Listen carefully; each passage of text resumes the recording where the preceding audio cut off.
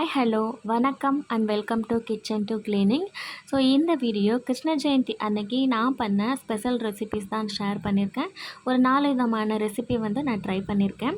எப்படி பண்ணேன் நான் ஷேர் பண்ணுறேன். வீடியோ ஸ்கிப் பண்ணாமல் ஃபுல்லாகவே பாருங்கள். முதல்ல பட்டர் முறுக்கு பண்ணியிருக்கேன். இதுக்கு 2 கப் அரிசி மாவு எடுத்திருக்கேன். நீங்கள் வீட்டில் அரைச்ச மாவாக இருந்தாலும் ஓகே, இல்லை கடையில் இருந்த மாவாலும் ஓகே தான். ஸோ நான் கடையில் தான் வாங்கியிருக்கேன்.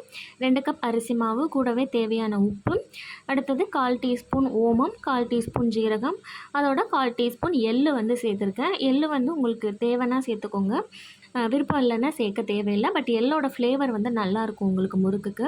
ஸோ பட்டர் முறுக்குக்கு பட்டர் கண்டிப்பாக தேவை. கிருஷ்ணருக்கு ரொம்ப பிடிச்சதே பட்டர் தான் இல்லையா, அதனால் உங்களுக்கு எவ்வளோ பட்டர்னாலும் தாராளமாக சேர்த்துக்கலாம், சூப்பராக இருக்கும். ஸோ எங்கிட்ட இருந்தது அந்த ஒரு பீஸ் நான் சேர்த்துருக்கேன். நல்லா மெல்ட் பண்ணி சேர்த்துக்கோங்க. சேர்த்துட்டு இதை ஒரு ஸ்பூன் வச்சு முதல்ல நம்ம கலந்து விட்டுக்கலாம். ஏன்னா அது சூடாக இருக்கும். லைட்டாக இதை நல்லா கலந்து விட்டுட்டு அதுக்கப்புறமா கை பொறுக்கிற சூடு வந்ததுக்கப்புறம் நம்ம கையில் நல்லா கலந்து விட்டுட்டு தண்ணி கொஞ்சம் கொஞ்சமாக சேர்த்துட்டு நம்ம பிசைஞ்சிக்கலாம். ஒரேடியாக சேர்த்துறாதீங்க, தண்ணி ரொம்ப ஜாஸ்தி ஆகிடும். இது பதம் நம்ம சப்பாத்தி மாவு பிசைவோம் இல்லையா, அதுலேருந்து கொஞ்சம் லூஸாக இருக்கணும். ஸோ அந்தளவுக்கு பிசைஞ்சிங்கன்னா நம்ம குழலில் போட்டு பிழிகிறதுக்கு ஈஸியாக இருக்கும். நான் இன்றைக்கி இந்த ஸ்டார் வச்சு தான் எடுத்திருக்கேன். ஏன்னா இதுதான் அந்த முறுக்குக்கு பட்டர் முறுக்குக்கு ஷேப் நல்லாயிருக்கும். முறுக்கு குழலில் நல்லா எண்ணெய் தடவி வச்சுருக்கேன். ஸோ அப்போ மாவு நமக்கு ஒட்டாமல் இருக்கும். இப்போ குழல் எவ்வளோ பிடிக்குமோ அந்தளவுக்கு மாவை நல்லா நம்ம உருட்டி உள்ளே வச்சுக்கலாம்.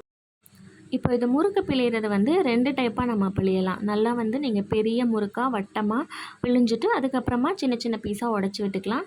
இல்லை அப்படின்னா பிழியும் போதே நீங்கள் இந்த மாதிரி சின்ன சின்னதாக கட் பண்ணி பிழிஞ்சிக்கலாம். ஸோ நான் மாவு கொஞ்சம் லூஸாக பிசைஞ்சிருந்ததுனால எனக்கு வரும்போதே அது கட்டாகி தான் வந்துச்சு. சரி ஓகேன்னு நான் அப்படியே பிழிஞ்சிட்டேன்.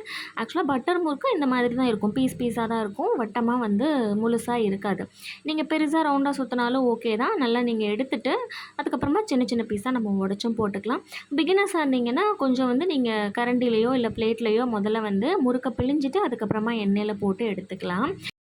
ஏன்னா டேரெக்டாக நீங்கள் இப்போ எண்ணெயில் பிழிய ஆரம்பிச்சிங்கன்னா கை சுடும்.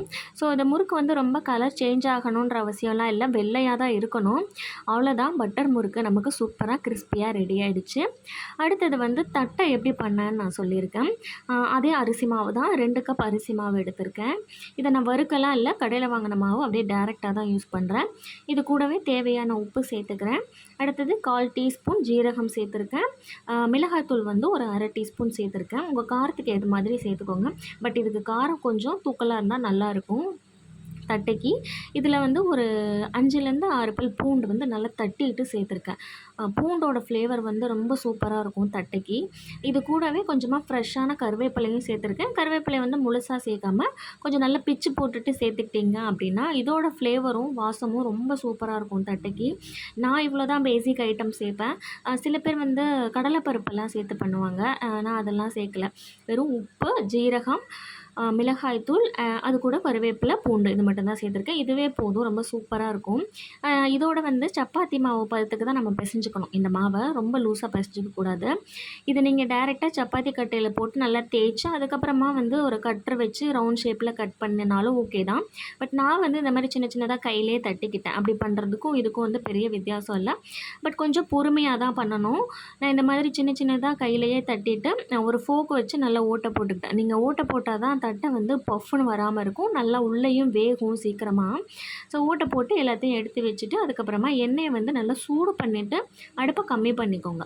ஹையில் வச்சுட்டு நீங்கள் போட்டிங்க அப்படின்னா உங்களுக்கு டக்குன்னு மேலே கருக ஆரம்பிச்சிடும், தட்டை உள்ளே சரியாக வேகாது.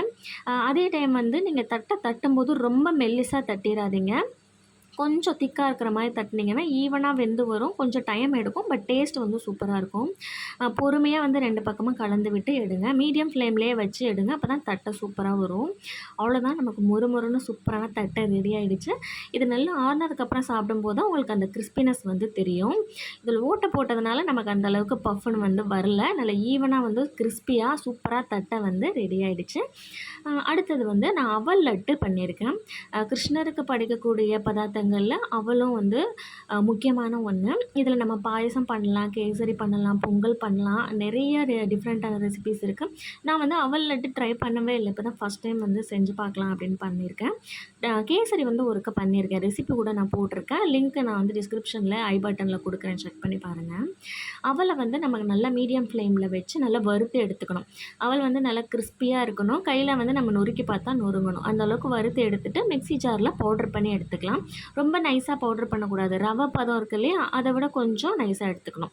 அந்தளவுக்கு குறைன்னு அரைச்சிட்டு கூடவே வந்து நமக்கு தேவையான வெல்லம், 1 கப் வெல்லம் வந்து நான் பொடிச்ச வெல்லம் சேர்த்துருக்கேன். அவங்ககிட்ட நாட்டு சக்கரை இருந்தாலும் சேர்த்துக்கலாம், பட் சுகர் வேணாம், அவாய்ட் பண்ணிவிடுங்க. ரெண்டுத்தையும் நல்லா பவுடர் பண்ணி எடுத்துக்கோங்க. கூடவே நான் ஏலக்காவும் சேர்த்துருக்கேன். குழந்தைங்க சாப்பிட்றதா இருந்தால் ஏலக்காய் முழுசாக சேர்க்காம உள்ளே இருக்க விதையை மட்டும் சேர்த்துக்கோங்க, அது நல்லது. ஏன்னா வாயில் அவங்களுக்கு தொண்டையில் படாமல் இருக்கும். இப்போ இதை வந்து ஃபைனலாக கொஞ்சமாக நெய்யை நல்லா மெல்ட் பண்ணிவிட்டு கூடவே முந்திரி பருப்பு தாளித்து சேர்த்திங்கன்னா அந்த நெய் ஹீட்டிலேயே வந்து நமக்கு வந்து நல்லா பிடிக்கிறதுக்கு வரும். ஸோ இப்போ வந்து எனக்கு இன்னும் மாவாக தான் இருக்குது, அந்தளவுக்கு லட்டு பிடிக்க வரல. இந்த மாதிரி கொஞ்சம் உதிரியாக இருக்கிற மாதிரி தெரிஞ்சிச்சு அப்படின்னா நீங்கள் பால் வந்து சேர்த்துக்கலாம். நான் வந்து ஒரு 2 ஸ்பூன் காய்ச்சின பால், காய்ச்சி ஆற வச்ச பாலை சேர்த்துக்கோங்க. ஃப்ரெஷ்ஷாக பால் சேர்க்க வேணால், கெட்டு போயிடும். இதுவுமே நம்ம பால் சேர்க்கறதுனால அன்றைக்கே காலி பண்ணிடுங்க. அன்றைக்கி இல்லை 1 or 2 டேஸில் காலி பண்ணுற மாதிரி செஞ்சுக்கோங்க. ஏன்னா பால் சேர்க்கறதுனால ரொம்ப நாள் வச்சு நம்ம சாப்பிட முடியாது. பட் டேஸ்ட்டு சூப்பராக இருக்கும். கண்டிப்பாக அன்றைக்கே உங்களுக்கு காலி ஆகிடும். சின்ன சின்னதாக உருண்டையாக பிடிச்சி வச்சுட்டிங்கன்னா அவ்வளோதான், சூப்பரான அவல் லட்டு நமக்கு ரெடி ஆகிடுச்சு. அண்ட் கடைசியாக நான் பண்ணது வந்து நெய்யப்பம். இது வந்து ஆக்சுவலாக நம்ம அரிசி ஊற வச்சு பண்ணணும். 1 கப் பச்சரிசி எடுத்திருக்கேன், 2 டீஸ்பூன் வந்து உளுந்து எடுத்திருக்கேன், கொஞ்சமாக ஒரு 4, 5 வெந்தயம். இது 3த்தையும் வந்து நம்ம தண்ணி ஊற்றி நல்லா வாஷ் பண்ணிவிட்டு ஒரு 3 மணி நேரம் ஊற வச்சுருங்க. ஊற வச்சுட்டு அதுக்கப்புறமா எடுத்து ஒரு மிக்ஸி ஜாரில் சேர்த்துட்டு அது கூடவே நம்ம 1 கப் வெல்லம் சேர்த்துருக்கேன். நான் வந்து நாட்டு சக்கரை, வெல்லம் 2த்தையுமே கலந்து சேர்த்துருக்கேன். ஏன்னா என்கிட்ட இல்லை, கம்மியாக தான் இருந்துச்சு. அதனால் நீங்கள் முழுசாக நாட்டு சக்கரையோ இல்லை வெல்லமோ சேர்க்குறதுனாலும் சேர்த்துக்கலாம். இதை வந்து மிக்ஸி ஜாரில் நம்ம நல்லா கொஞ்சம் கூட தண்ணி சேர்க்கவே கூடாது. அந்த வெல்லத்தில் இருக்க தண்ணியிலே நமக்கு மாவு அரைக்கணும். தண்ணி சேர்த்துட்டிங்கன்னா ரொம்ப தண்ணியாகிடும். ஸோ இதனால் அரைச்சிட்டு அதை வந்து ஒரு 1/2 அன் ஹவர் நம்ம ஊற வச்சிடணும். மாவு அரைச்சிட்டு கண்டிப்பாக நம்ம ஊற வைக்கணும். அப்போ தான் நம்ம வந்து அப்பம் சுட்டு எடுக்கும்போது நல்லா பஃப்னு சாஃப்டாக வரும்.